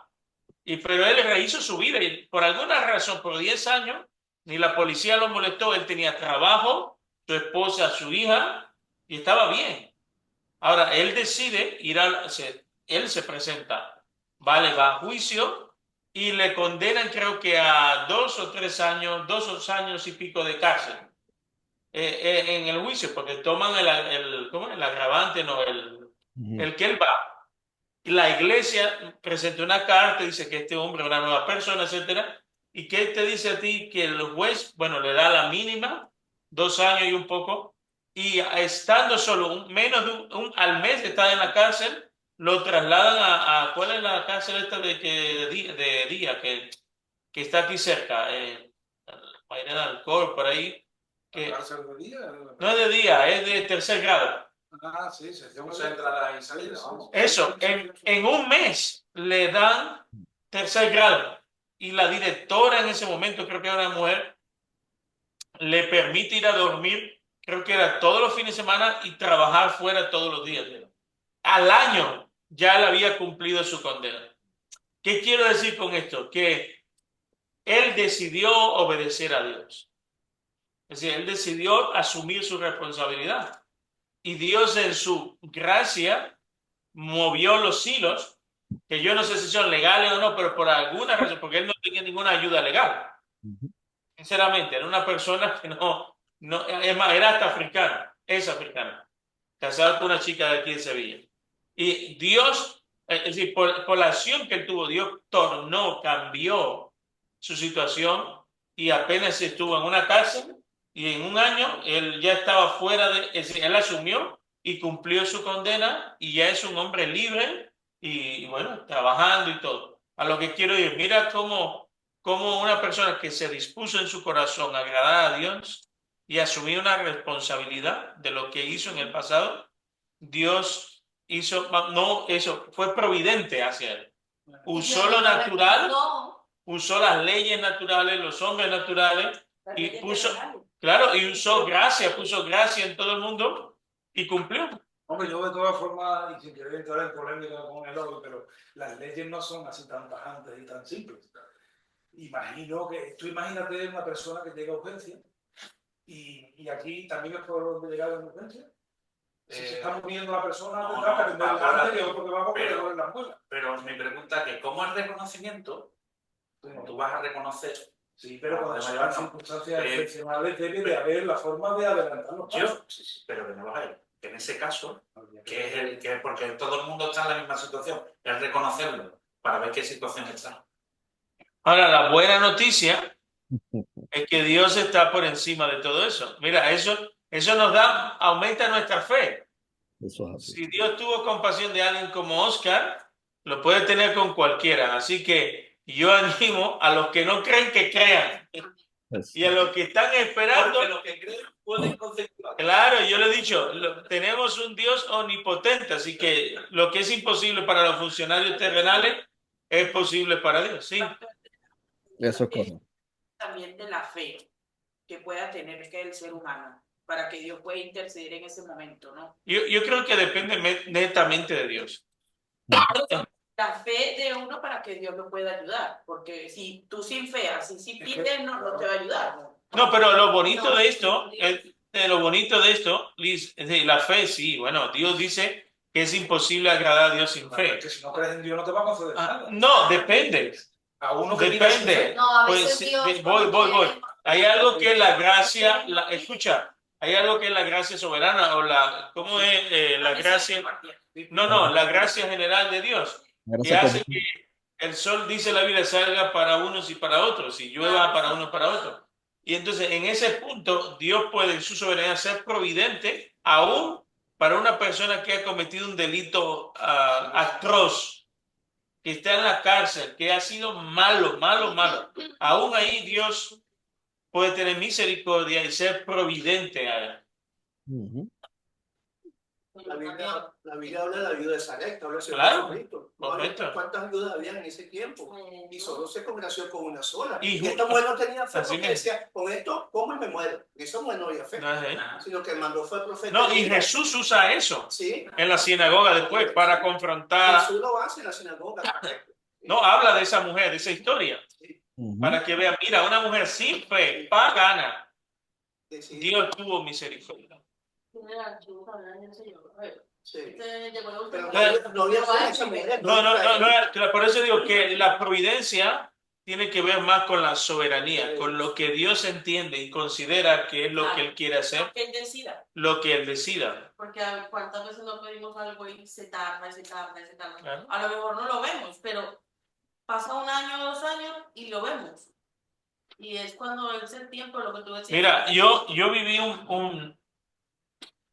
yo voy a llamarlo entre providencia y milagro, el mes pasado. El mes pasado yo sufrí, y algunos lo saben, un cólico nefrítico. A mí, yo estaba durmiendo, yo nunca en mi vida he tenido un cólico nefrítico, nunca. Siempre escuché, Delmi lo tuvo, dice Delmi, me decía que a París, igual. Y yo estaba durmiendo, yo me voy a la cama temprano, a las 10:30 de la noche. Y yo pongo el teléfono en modo avión porque tengo el sueño muy ligero y me afecta cualquier ruido. Entonces yo me acosté a dormir y a las 12 de la noche me despierta el dolor. Y cada segundo el dolor iba más. Y desde mí me voy al hospital porque yo no sabía lo que era y yo digo, estoy cogiendo miedo ya porque esto cada vez no es algo que empezó como un dolor de espalda, un molestar y cada segundo iba aumentando y ya yo tenía ganas de tirarme al suelo. Contracciones. Sí, estaba de parto de una piedra. Escucha, me voy al hospital. Estoy de 12 hasta la 1 de la madrugada en el hospital. 10 minutos antes de que el médico de guardia me atienda, desaparece el dolor. Wow. Me explica el doctor, mira, tiene todo el cuadro de un cólico nefrítico, es una piedra, me explica todo, tómate un montón de pastillas para el dolor, para no sé qué. Vale, salgo del hospital, por la puerta y me suena el teléfono. Es una vecina del pueblo que me está avisando a la 1 de la madrugada que su hija ha encontrado a su marido intentando suicidarse. Yo estuve con esa persona hasta las 3 de la madrugada acompañando a esa familia. Sin dolor, hasta las 3 de la madrugada, hasta que los médicos, él se tomó unas pastillas y dijeron, ya está fuera de peligro. 10 días después, yo me he hecho un montón de pruebas. Me hicieron ecografía y me hicieron un TAC. El urólogo me dice el urólogo, usted no tiene nada en ningún lugar de su cuerpo, de la barriga para abajo, del TAC, un TAC, dice, usted no tiene nada. Y yo le dije al doctor, ¿usted cree en Dios? Dice, sí, yo creo en Dios. Y le compartí el testimonio. Si Dios no me envía un dolor a las 12 de la noche, yo no me entero. No enciende el teléfono. Y yo no, y además no hubiera podido estar con esa familia. Wow. Y para mí, eso fue el mes pasado. Y estamos acompañando a esa familia en el pueblo.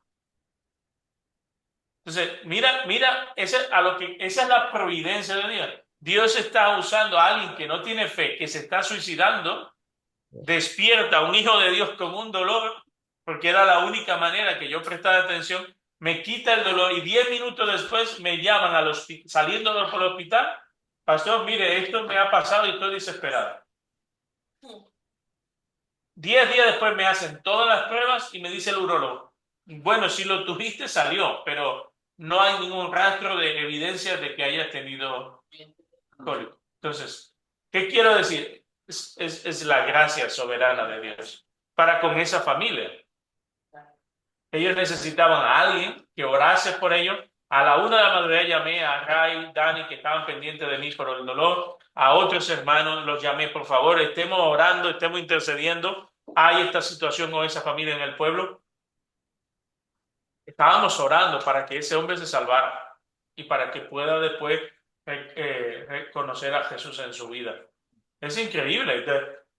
Eso es un milagro, ¿no? O sea, Dios intervino para salvar a otra persona. Y lo utilizó. Sí, y me utilizó de la manera en que menos yo esperaba. Es decir, me mandó al hospital. Y eso no sabemos qué propósito tiene Dios con ese hombre al cual no le permitió morir. Sí, no, yo completamente seguro. Mínimo su salvación. Mínimo. Amén. Su salvación, pero eso es gracia y eso es bondad. No sé si podemos tener ahí un break. Sí, por favor, sí, un break ahora de 5 minutos y luego vamos a la última parte. 5 minutos, Andalucía, 5 minutos. Andalucía. No. Venga, 5 minutos. 5 minutos americanos. Yeah. Sí, vamos a preguntar a ver quién sale a fumar. Hoy vas a fumar poca Hay café descafeinado, pues, ¿no? Tengo que ir. Porque ¿Qué me has dicho Valeria que no puedo. te tienes que ir? ¿Tiene un cólico? ¿Tiene un cólico? Oye, papi. ¿Qué le pasa ahora? No, que está ahí con el niño y me va a hacer el favor de llevarme. Es que no tengo coche a comprar unas cosas. Dile que se pase por mí para recogerme también. Ah, vale. Un abrazo, Valerio. Oye, De hecho, me gustaría quedar con vosotros un momento pendiente. Vean a ver si a finales de la semana que viene podemos tomar algo. Hablaron con él. a finales de la semana que viene contigo. Sí, hablaron con él. Porque no tener los niños. Vale. Quiero estar con los niños. Sí, normal. Y yo me he quedado con unas cosas que a mí se me deben. Se me rompió el motor del coche. Wow, se te rompió ya el coche. Claro. Llevo 5 meses el coche. Ah, Entonces voy a ir y me van a tengo que comprar unas cosas. y no hay solución, claro, el motor ya.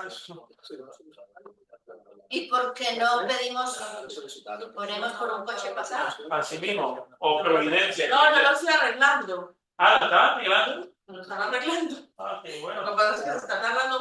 porque estoy buscando todas las piezas del desguace. Bueno, Pero bueno, eso es una providencia. eso es providencia. Sí, sí. Providencia que de eso le pagando. Marco, ya me mira, pues es providencia. Providencia no le paga. Ah, pues yo me voy. Providencia. Marco. Yo tengo que escuchar. Mira, voy a coger ahora el café. De todo café, estoy yo.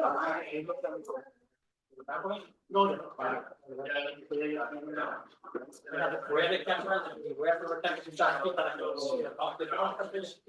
Y bueno,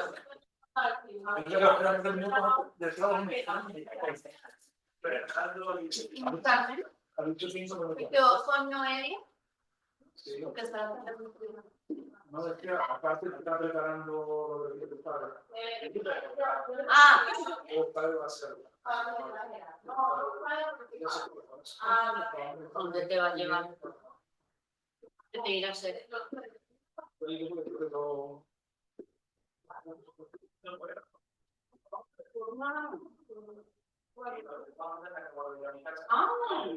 Con los niños, ¿verdad? Ella y su hermano.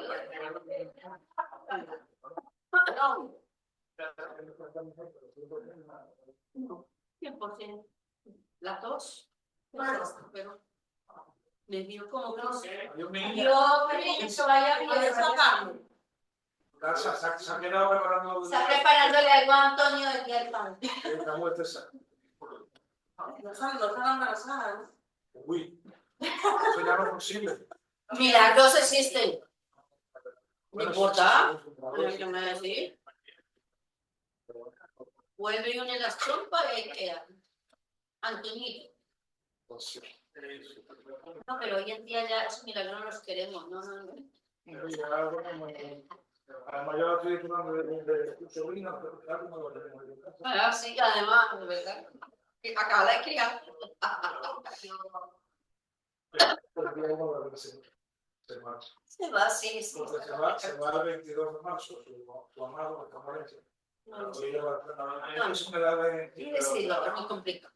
Te va a Fátima a Valencia. No, se vuelve a. En un pueblo de Valencia está bueno, pues ellos dicen enamorado. Yo también enamorado. No decimos no. Se va su novio el día 22 y le lleva Sí, porque. el hermano también de ella, que también vino, también se fue por la misa. Para Susano era la civil, No se quedan así solitos por ahí. Y aquí van a parecer. Ese consejero para hacer el local. Nosotros hablamos del monasterio. No, eso lleva muy 30 años. No se puede decir. Vamos a ver si lo logramos. Un localito, con eso. Ya no da lo que no sé, es uno pero eso hay. Sí, no, pero es que día de la semana. Aquí en España siempre ha sido, bueno, siempre ha estado en verdad no da igual la Yo me casé. Ese día me casé yo. ¿Sí?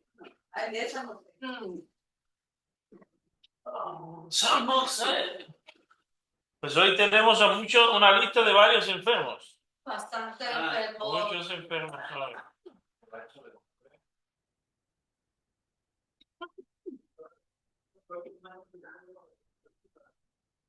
Is every a different? No, es every 50 days. Bueno, yeah, time the month. And a different doctor. No sé No. no sé si va a ser. It's for 3 months with the same No, el theory. no hay más. Next El 16. topic is evangelism.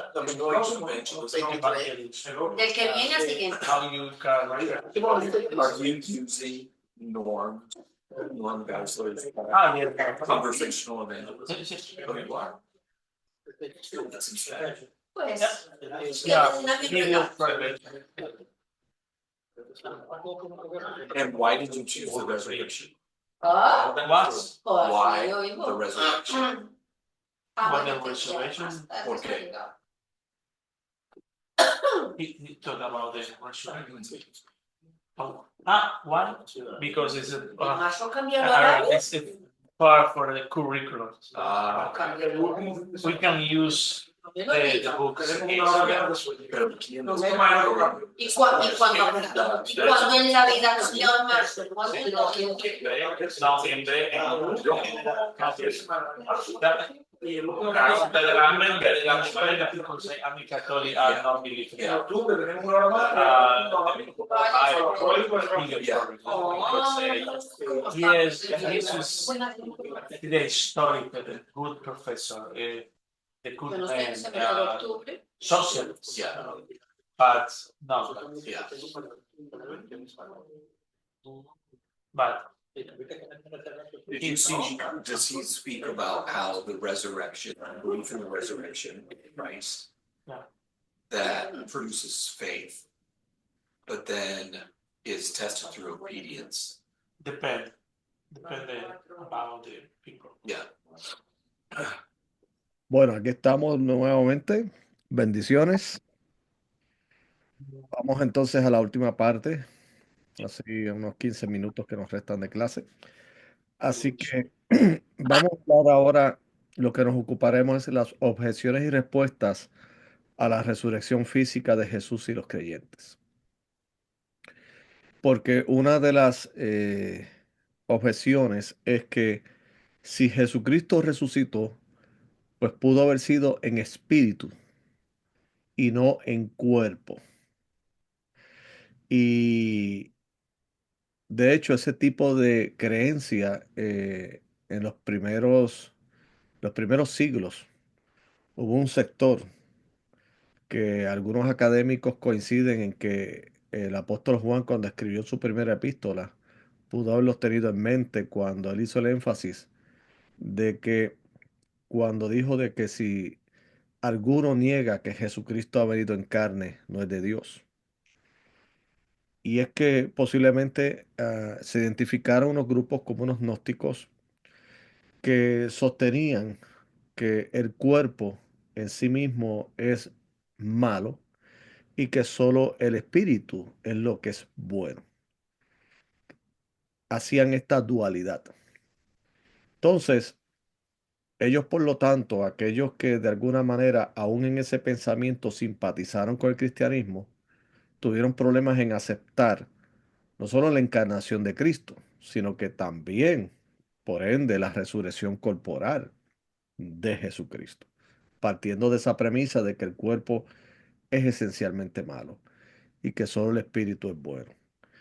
No nos toca aquí, eso lo ocuparíamos en otra clase, pero ellos, algunos de ellos, como los docetistas, que era un grupo que era considerado herético en los primeros siglos, decían que Jesucristo no se encarnó en carne, sino que él dio la apariencia de que era humano, pero no era humano.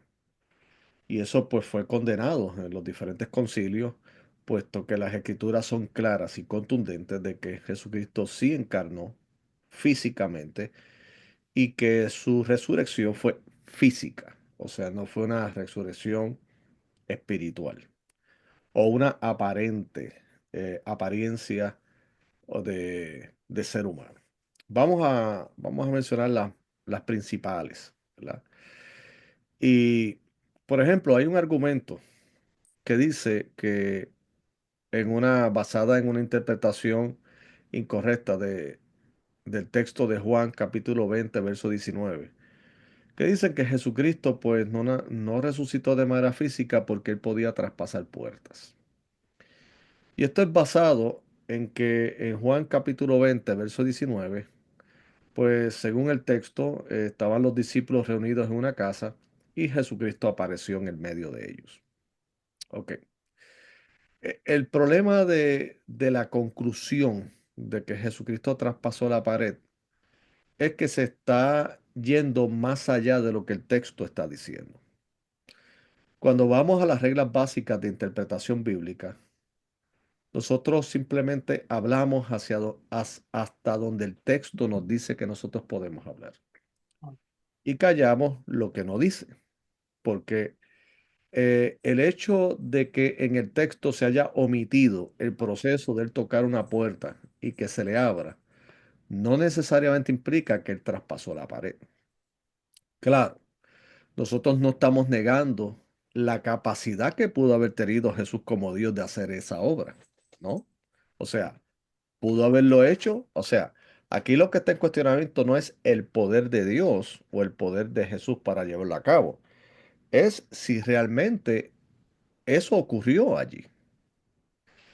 Y la verdad es que no necesariamente ocurrió, porque el argumento es una inferencia sin base. Una de las cosas que padece en la hermenéutica de muchos hermanos evangélicos es que a veces se van más allá en lo que el texto dice, le dan rienda suelta a la imaginación. Y eso trae un problema porque muchas veces ese ir más allá en la imaginación, sin darnos cuenta, puede afectar porque la teología funciona como si fuera un efecto dominó. O sea, si yo concluyo aquí algo, pues entonces luego esto no está separado de otras, entiéndase, desarrollos teológicos que van de acuerdo a la misma idea.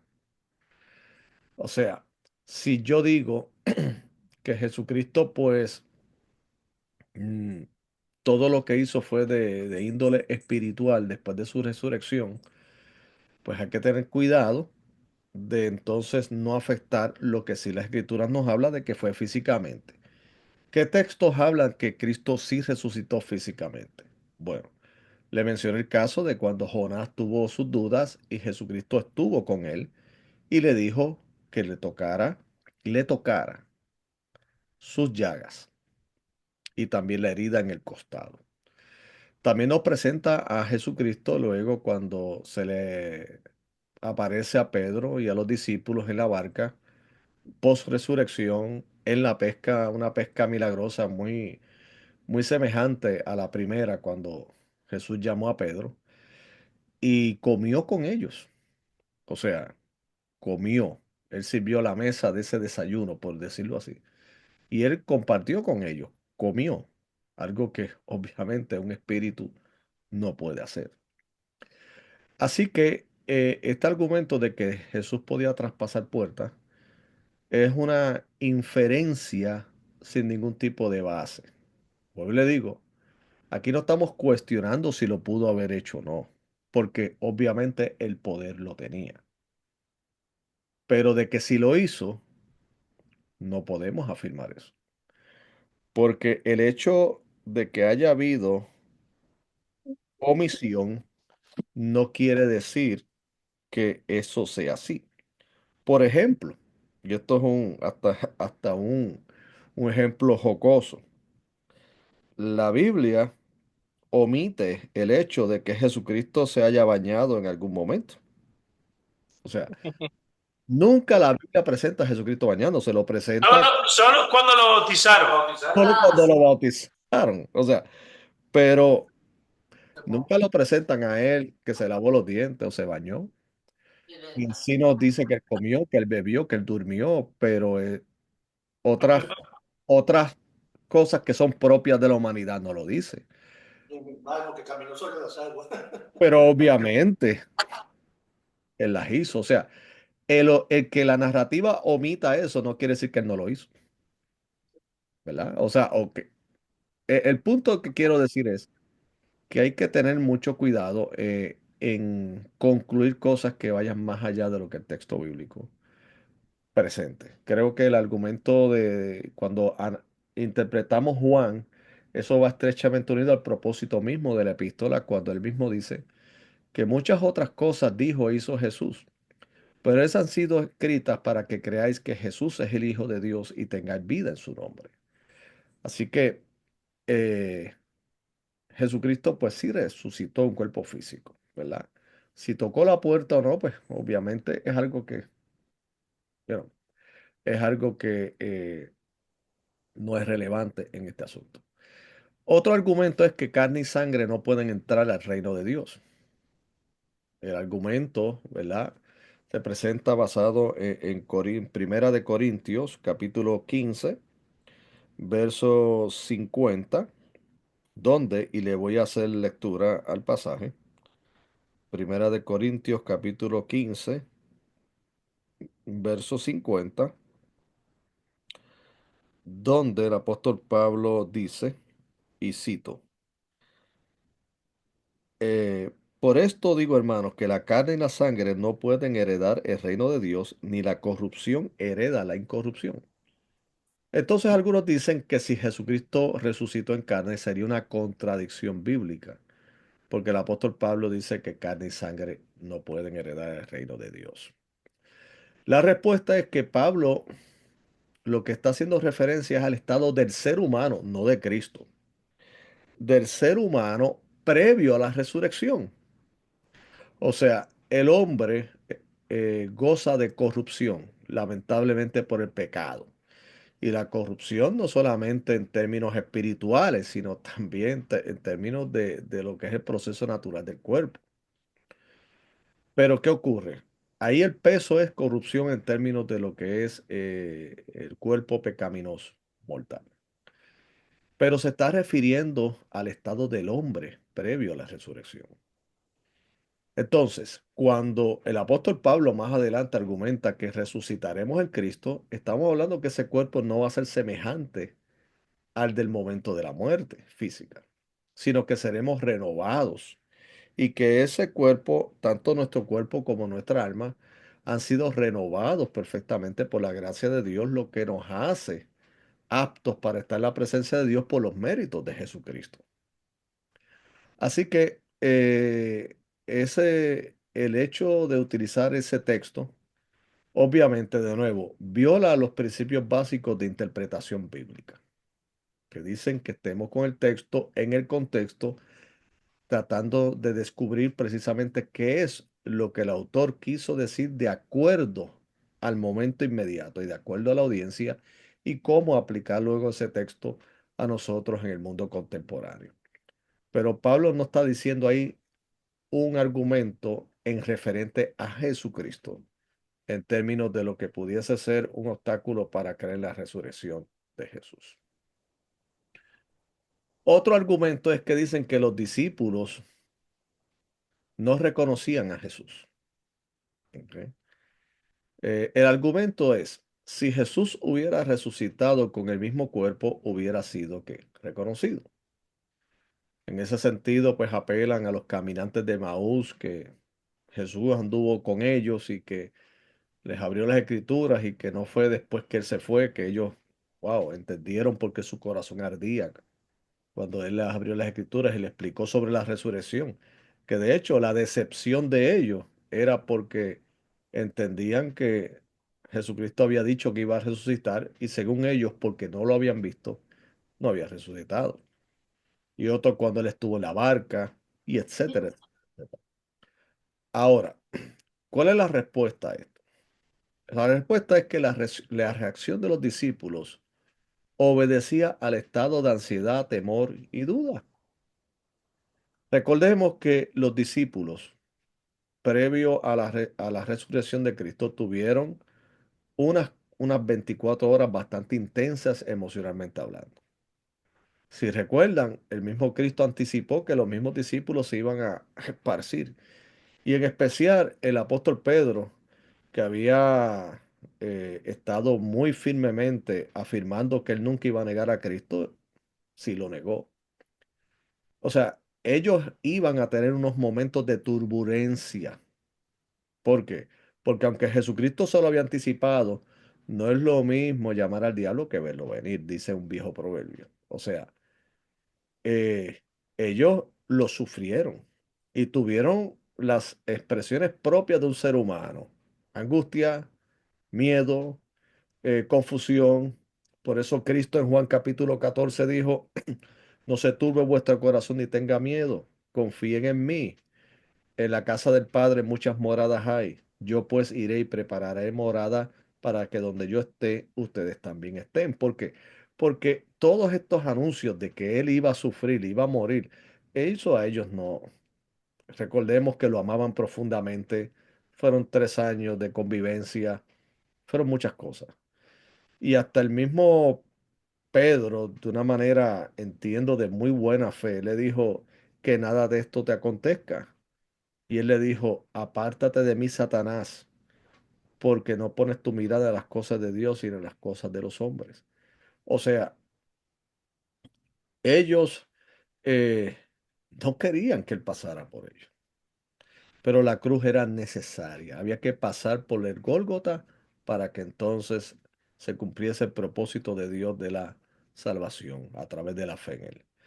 Así que el hecho de confusión de verlo a él y no reconocerlo me recuerda mucho a una situación que el mismo Pedro tuvo en el libro de los Hechos. Cuando el Pedro fue arrestado y estaba en una cárcel y dice que estaba vigilado por un gran número de soldados. La iglesia estaba orando por él y dice que como a más tardar en la noche, un ángel se apareció y abrió la puerta de la celda y Pedro salió. Luego él fue hacia donde el lugar donde la iglesia estaba orando para su liberación. Cuando él toca la puerta, él sí tocó la puerta, o por lo menos la narrativa resalta que él tocó la puerta.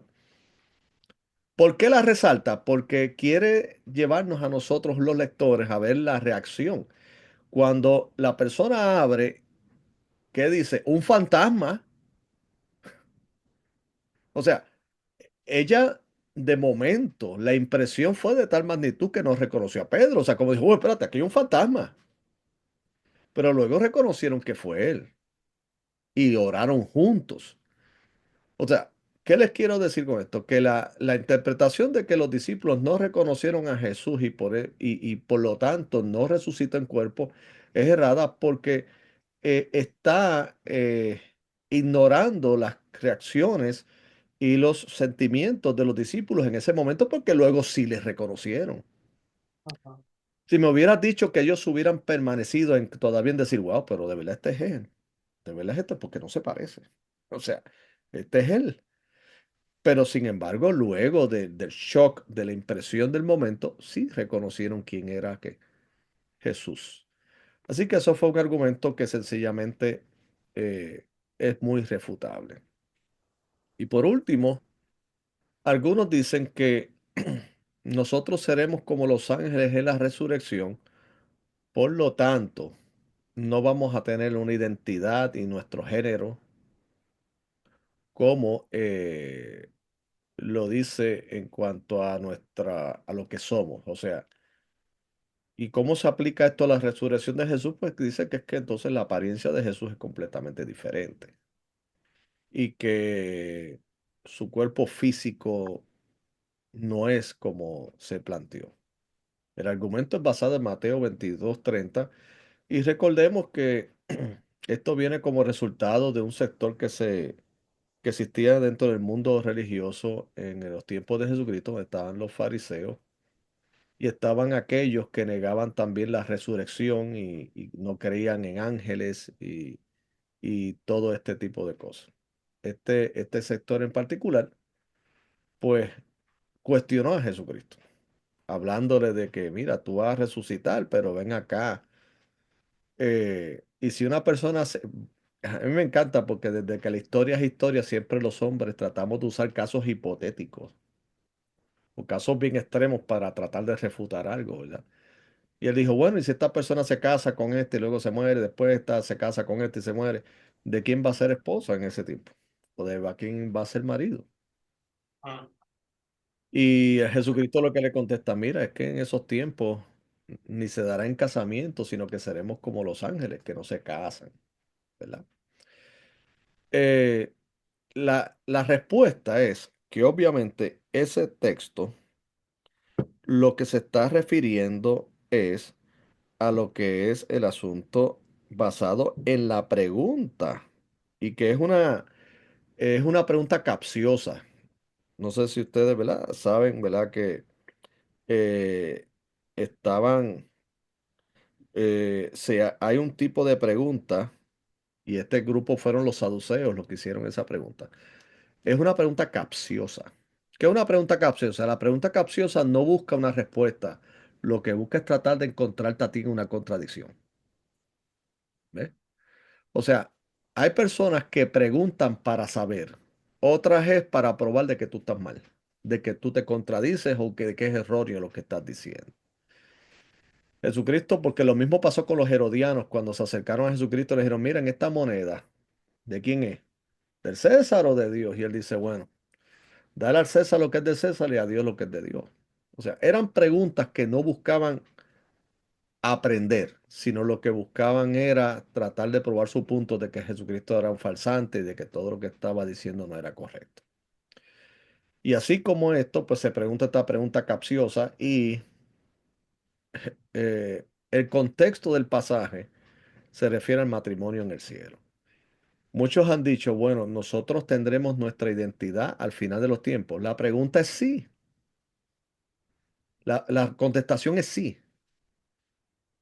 Y dirá, bueno, dame evidencia bíblica para sostener eso. Bueno, cuando Jesucristo estaba en la transfiguración en el monte, dice que tuvo la presencia de dos personajes, uno que fue traspuesto al cielo, pero otro que vio muerte física. Entiéndase, Moisés sí vio muerte física y Elías fue traspuesto al cielo. Elías no vio muerte. Pero obviamente en este caso, alguien dirá, pero Elías no vio muerte, pero Elías seguía siendo Elías. Moisés sí vio, fue sepultado, pasó por los procesos naturales, ¿no? Pero tuvo su identidad, fue reconocido por Jesús y hasta fue reconocido por los que estaban viendo ese evento trascendente de la transfiguración. Así que cuando uno muere y está en la presencia de Dios, uno no pierde su identidad. Y así sucederá al final de los tiempos. Nuestra identidad seguirá la misma.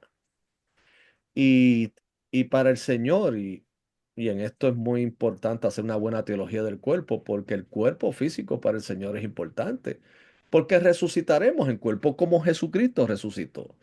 Jesucristo pudo haber trascendido simplemente en términos espirituales, como algunos sostienen, pero era necesario también. ¿Por qué? Porque el cuerpo es importante para el Señor. O sea, el cuerpo físico y nosotros seremos resucitados de una manera gloriosa, pero de una manera tangible, con cuerpo. Así que el cuerpo es importante y para efectos de la resurrección, así es. Bueno, hasta aquí, ¿verdad? Mi tiempo, ya son acá las 2 de la tarde y entonces ya estaremos haciendo otros compromisos. Gracias por su atención y si hay alguna pregunta inmediata sobre lo que hemos compartido, pues con mucho gusto la contestamos, pero recuerden que este tema continúa para la próxima clase.